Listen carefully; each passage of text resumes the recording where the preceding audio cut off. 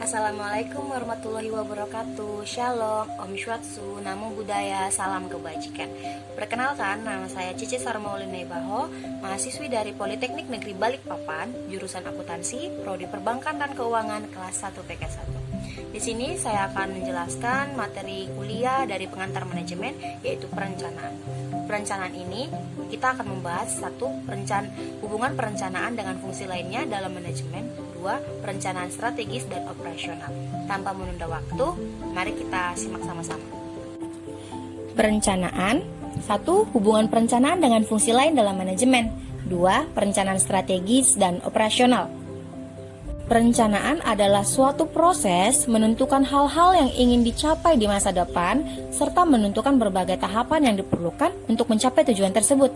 Dengan begitu, di dalam perencanaan akan terdapat aktivitas pengujian beberapa arah pencapaian, mengkaji ketidakpastian, mengukur kapasitas, dan menentukan arah pencapaian, serta menentukan langkah untuk mencapainya. Perencanaan adalah salah satu fungsi dalam manajemen yang paling penting, di mana di dalamnya terdapat aktivitas mendefinisikan tujuan organisasi, membuat strategi, serta mengembangkan rencana kerja organisasi.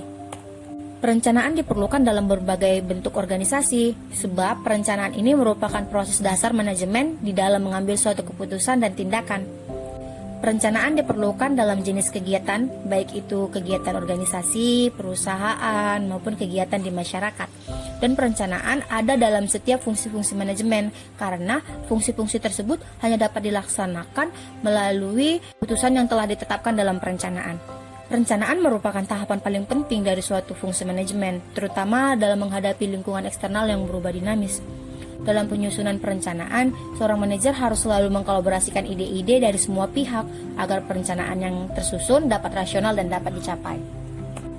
Selanjutnya, hubungan perencanaan dengan fungsi lain dalam manajemen. Yang pertama, pengorganisasian dan penyusunan. Personalia pengorganisasian adalah proses pengaturan kerja bersama sumber daya keuangan, fisik, dan manusia dalam organisasi. Perencanaan menunjukkan cara dan perkiraan bagaimana menggunakan sumber daya tersebut untuk mencapai efektivitas paling tinggi. Contohnya, penyusunan personalia organisasi tak akan dapat tersusun secara efektif tanpa perencanaan personalia. 2. Pengarahan. Fungsi pengarahan selalu berkaitan erat dengan perencanaan.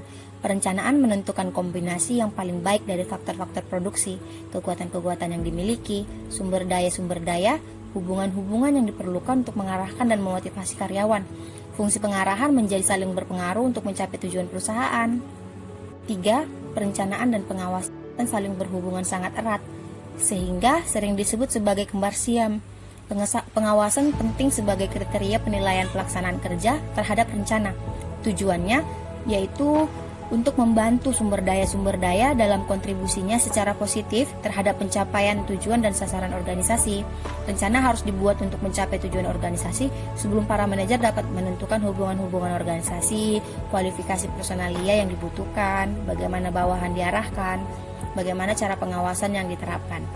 Selanjutnya kita masuk ke dalam materi perencanaan strategis dan operasional. Perencanaan operasional atau operational planning adalah perencanaan jangka pendek yang dirancang untuk menerjemahkan rencana jangka panjang ke dalam serangkaian kegiatan yang lebih rinci. Perencanaan operasional merupakan terjemahan sekaligus penunjang rencana jangka panjang. Perencanaan operasional dibuat untuk melaksanakan untuk keperluan-keperluan tindakan-tindakan kemudian dan seterusnya, bukan kegiatan yang telah dilaksanakan. Tujuan operasional diturunkan dari tujuan dan rencana taktis. Rencana operasional lebih sempit dengan jangka waktu yang lebih pendek dan banyak melibatkan manajemen tingkat bawah. Rencana operasional terbagi dalam 2 macam loh. Yang pertama, rencana tunggal atau rencana sekali pakai. Itu adalah rencana yang dilakukan hanya sekali. Contohnya, kegiatan perusahaan merencanakan ekspansi, 2. Pembuatan pabrik baru, dan lain sebagainya. 2 adalah rencana standing atau rencana tetap, atau disebut juga standing plans, dalam rencana yang bisa dipakai berulang-ulang untuk aktivitas yang berulang. Rencana standing bisa menghemat waktu dan tenaga karena rencana standing ini bisa dipakai atau diterapkan pada situasi yang sama. Contohnya dalam penyusunan kebijakan dan penyusunan prosedur standar. Langkah dalam menyusun Rencana operasional 1. Tentukan hal-hal pekerjaan atau tugas-tugas apa saja yang akan kita kerjakan. 2. Tunjukkan siapa yang akan mengerjakan penulisan surat itu dan cantumkan namanya. 3. Hitung biaya yang dibutuhkan dengan cermat. Ada baiknya dinaikkan sedikit 10%.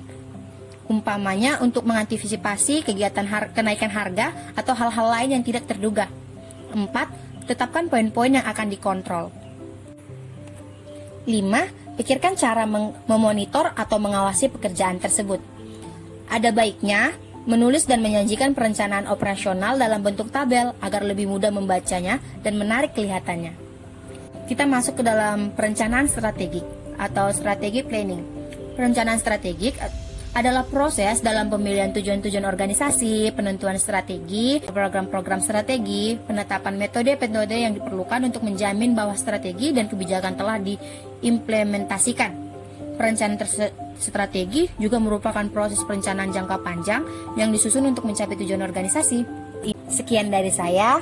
Bila ada kesalahan, mohon dimaafkan.